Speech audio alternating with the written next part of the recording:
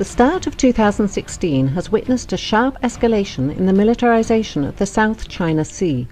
The cause of the escalation is multifaceted and comes from both regional and international quarters. The militarization has been initiated and exacerbated by both China and the United States, both bearing responsibility for the current level of tension in the region. The USS John C. Stennis Carrier Strike Group sailed to the region from its home port in Bremerton, Washington on January 15th and passed through the Luzon Strait separating Taiwan and the Philippines on March 1st. The Stennis is accompanied by the guided missile cruisers, the USS Antietam and the USS Mobile Bay, as well as the guided missile destroyers USS Stockdale and USS Chung Hoon.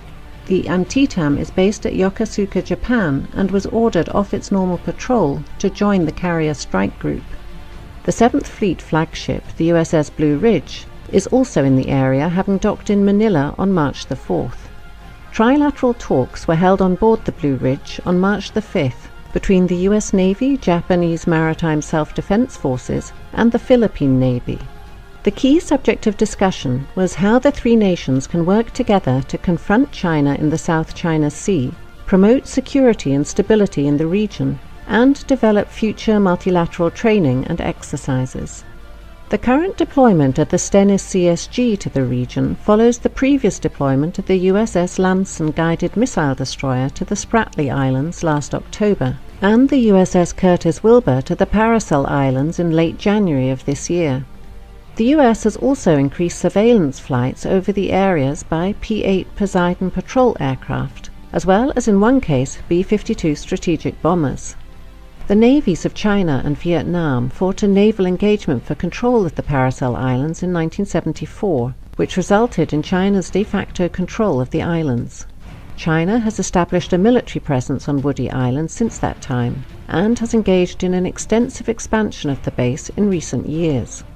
Woody Island now has an extensive military airbase with a number of newly built hangars and munition storage buildings.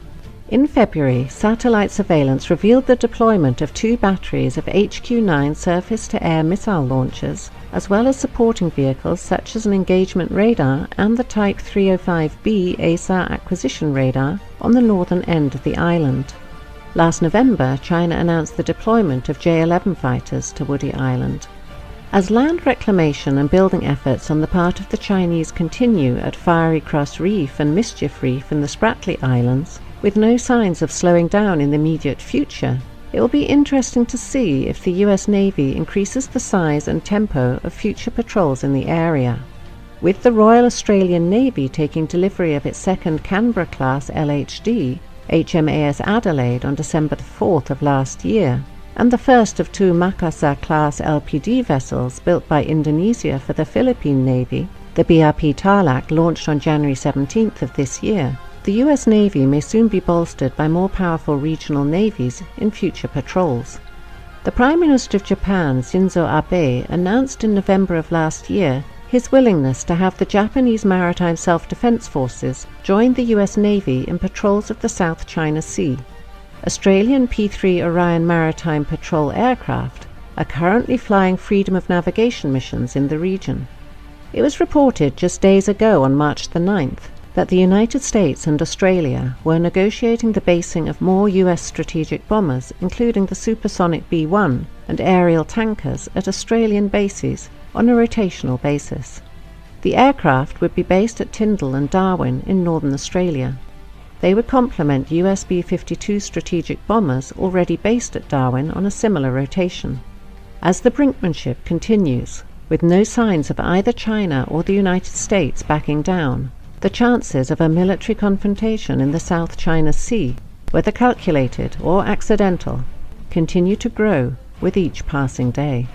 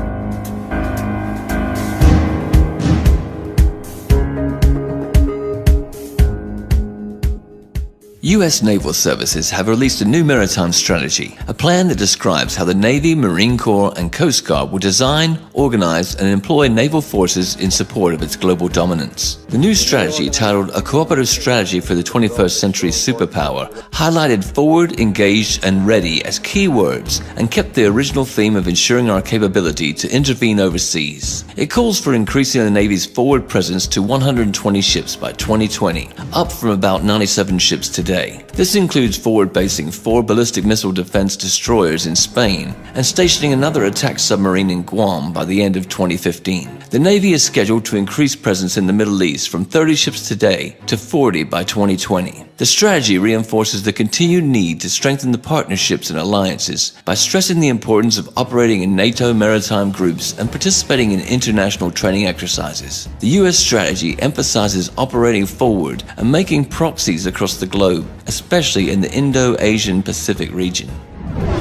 Thus, the hard anti-Russian rhetoric of Washington is a sign of the global standoff. At the very same time, the United States is preparing to go deeper and deal with China. The U.S. strategists are concerned about the rise of Chinese naval forces and its expansion to the Pacific Ocean. Particularly, they aim to prevent a situation where China will be able to defend particular zones of sea communications from foreign intervention. This is Chinese DF-21D anti-ship ballistic missiles purpose. In 2008, the U.S. Department of Defense estimated that China had 60 to 80 missiles and 60 launchers. The risk of establishing area-denied operational environment, for instance, in the South China Sea, worries architects of the strategy. Since the American pivot towards Asia, a tolerant term for the U.S. deterrence policy against China, in 2011, the United States Navy has deployed 60% of all of its powers in Asian-Pacific region. Indeed, it's ready to deploy even more in order to establish its own control in China's zone of interest.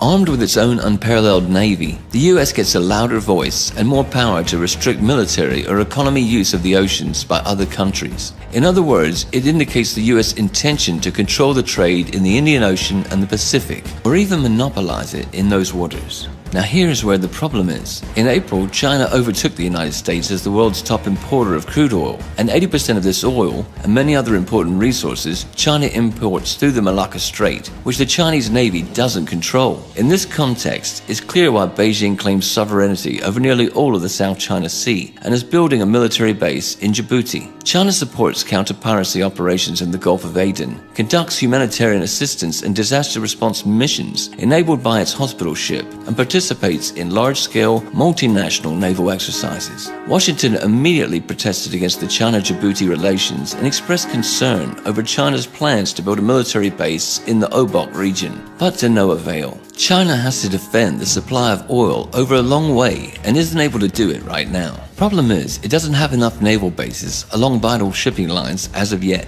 Strings of Pearls strategy, initially suggested as a series of seaports and naval bases stretching along the Indian Ocean, has to resolve this issue. The seaports will be support places and investments that could pay dividends on a strategic level while causing broader security amenities.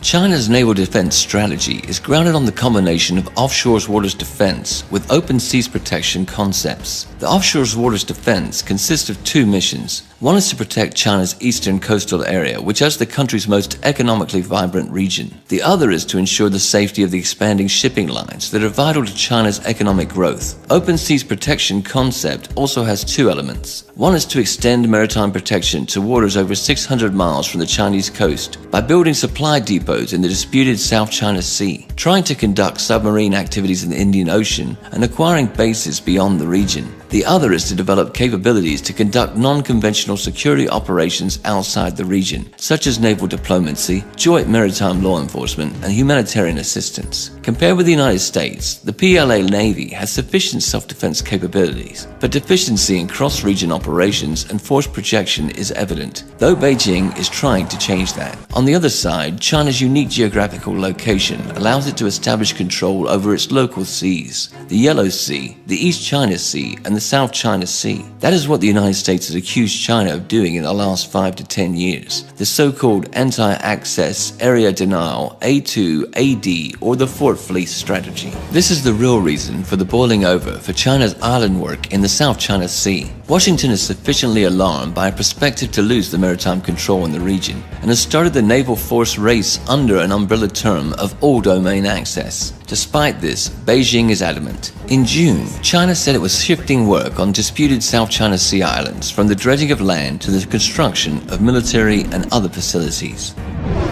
The US containment policy against China includes not only holding of old alliances, but a creating of new.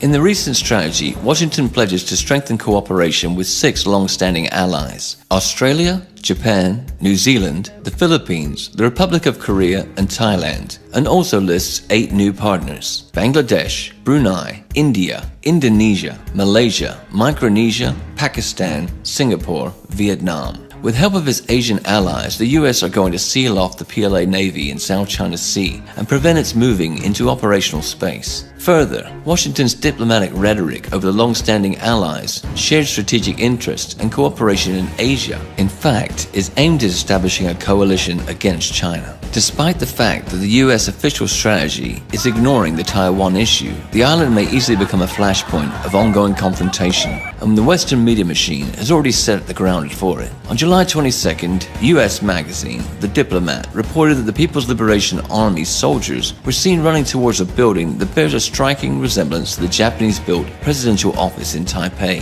During the Series C of this year's live-fire Stride 2015 Zurine military exercises, the magazine argues 2 things. First is that PLA is practicing the storming of the presidential office to bring pressure on Taiwan in the context of its presidential and legislative elections in January 16, 2016. Second is Chinese military has been preparing to invade the island, but the facts should be taken in its proper context. The military drills are a signal not for Taiwan, but for the US. China shows its capacity to solve a Taiwan problem by force to predict an attempt to use the island for strengthening of the US military presence. Also, aggressive activity of US Special Services through Taiwan or an economic sabotage threatening it. In other cases, Beijing would much prefer to reintegrate Taiwan without having to resort to force, but by cultural, economic, and political tools. Moreover, it already has a successful experience of lost territories reintegration, Macau and Hong Kong.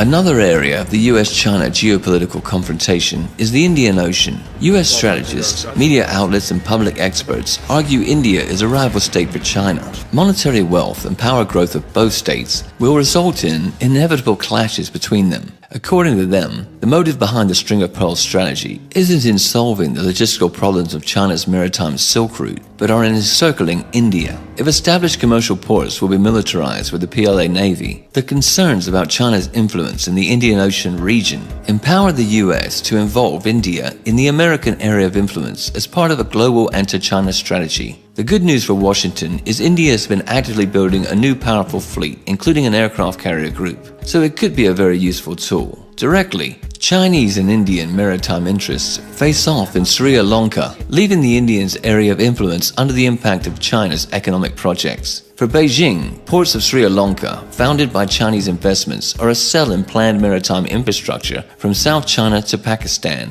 a natural opponent of India involved in China's maritime Silk Route. The US will likely use these features to set on fire China-India relations, to use Indian political, military, and economic power to discourage Beijing from adopting its maritime policy in the Indian Ocean. The US's strategic purpose is to seal off the PLA Navy in the South China Sea and prevent its moving in operational space and encircle China by land. In this order, the US holds old and new alliances with nations in the Indo-Asia-Pacific region. The US media machine has already started information aggression against China-Taiwan relations in order to support the rise of Washington's influence on the island. Meanwhile, American Special Services will try to fuel Pakistan and Sri Lanka in order to make a triangle where the US and India oppose China in the Indian Ocean region. With Washington's support, the tension will also raise in the South China Sea, where Malaysia, Taiwan, Vietnam, Brunei, and the Philippines claim maritime territory. The US naval services will constantly strengthen their presence there in the Indian Ocean, in the Pacific Ocean, while preparing to deal a crushing blow to Beijing. China will answer with its Fortress Fleet strategy in its local seas by building a powerful Pacific fleet and putting into practice the Maritime Silk Route project infrastructure in the Indian Ocean, all the while developing the relations with the Russian Federation in Eurasia. Also, India and China can absorb a lot of profit from the mutually advantageous cooperation. The only thing that they need for it is a mediator to start a constructive dialogue. Russia, which has a good fellowship with both, may become that mediator. This will solve the tensions in the region and allow the nations to go on to further development.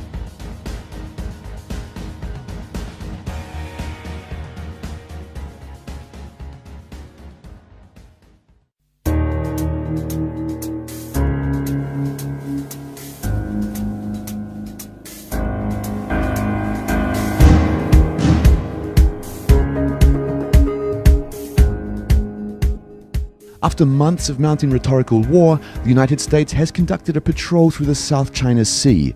On Tuesday, the guided missile destroyer USS Lassen transited the area, sailing within 12 nautical miles of at least 2 China-made islands. A Chinese guided missile destroyer and a naval patrol ship shadowed and gave warnings to the US warship. Then Chinese Vice Foreign Minister Yang Zhesu summoned US Ambassador Max Baucus, lodging serious representations and expressing strong discontent over a US warship patrol. Beijing's attitude was that the US threatened China's sovereignty and security interests. In turn, Washington has demonstrated with this action that it rejects China's claim that the built islands mark Chinese territorial waters. Indeed, it wasn't the first public confrontation of the US and China. Tuesday's US patrol parallels the response to China's 2013 assertion of its expanded air defense identification zone in the East China Sea.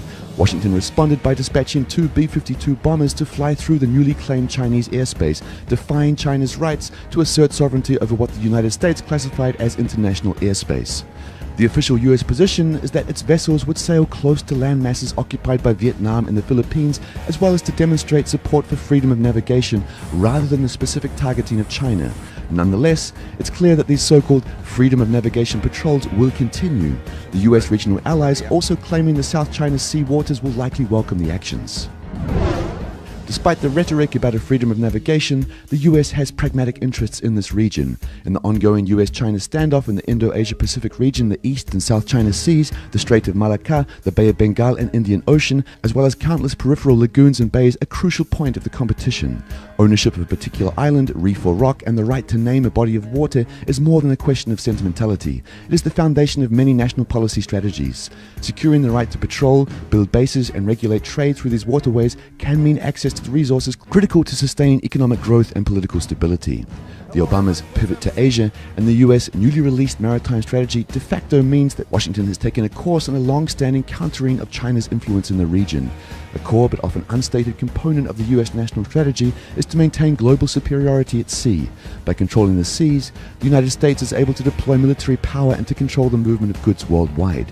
China's maritime strategy aimed to defend its eastern coastal area and crucial maritime routes in the Indian Ocean challenges the American approach. China has already stated continued incursions will lead to more concrete responses. The question now is one of the next steps. It's likely that neither side with contrary maritime interests will find the answer to avoid a crisis even if they did want to do this. Furthermore, they have domestic and international reasons not to step back from their contradictory positions. In the Indo-Asia-Pacific region, the US has been rapidly building political, economic and military alliances to balance the raise of China's economic and military power. Beijing can't ignore this fact. Thus, both sides systematically move to a situation making possible a confrontation. But firstly, the tensions should escalate into crisis in the South China Sea.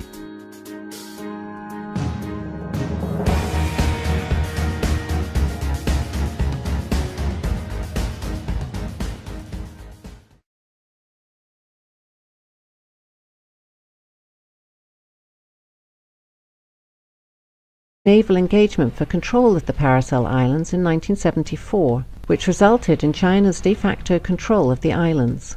China has established a military presence on Woody Island since that time, and has engaged in an extensive expansion of the base in recent years. Woody Island now has an extensive military airbase with a number of newly built hangars and munition storage buildings. In February, satellite surveillance revealed the deployment of 2 batteries of HQ-9 surface-to-air missile launchers, as well as supporting vehicles such as an engagement radar and the Type 305B ASAR acquisition radar on the northern end of the island. Last November was how the three nations can work together to confront China in the South China Sea, promote security and stability in the region, and develop future multilateral training and exercises. The current deployment of the Stennis CSG to the region follows the previous deployment of the USS Lanson guided missile destroyer to the Spratly Islands last October, and the USS Curtis Wilbur to the Paracel Islands in late January of this year. The US has also increased surveillance flights over the areas by P-8 Poseidon patrol aircraft, as well as in one case B-52 strategic bombers. The navies of China and Vietnam fought a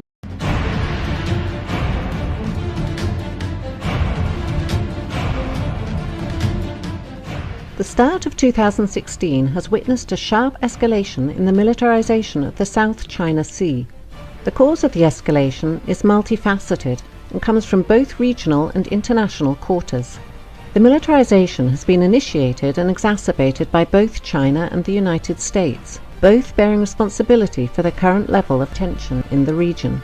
The USS John C. Stennis Carrier Strike Group sailed to the region from its home port in Bremerton, Washington on January 15th and passed through the Luzon Strait separating Taiwan and the Philippines on March the 1st. The Stennis is accompanied by the guided missile cruisers, the USS Antietam and the USS Mobile Bay, as well as the guided missile destroyers USS Stockdale and USS Chung Hoon. The Antietam is based at Yokosuka, Japan, and was ordered off its normal patrol to join the Carrier Strike Group. The 7th Fleet flagship, the USS Blue Ridge, is also in the area, having docked in Manila on March the 4th. Trilateral talks were held on board the Blue Ridge on March the 5th between the US Navy, Japanese Maritime Self-Defense Forces, and the Philippine Navy. The key subject of discussion, in November, China announced the deployment of J-11 fighters to Woody Island. As land reclamation and building efforts on the part of the Chinese continue at Fiery Cross Reef and Mischief Reef in the Spratly Islands, with no signs of slowing down in the immediate future, it will be interesting to see if the US Navy increases the size and tempo of future patrols in the area. With the Royal Australian Navy taking delivery of its second Canberra-class LHD, HMAS Adelaide, on December the 4th of last year, and the first of two Makassar-class LPD vessels built by Indonesia for the Philippine Navy, the BRP Tarlac, launched on January 17th of this year,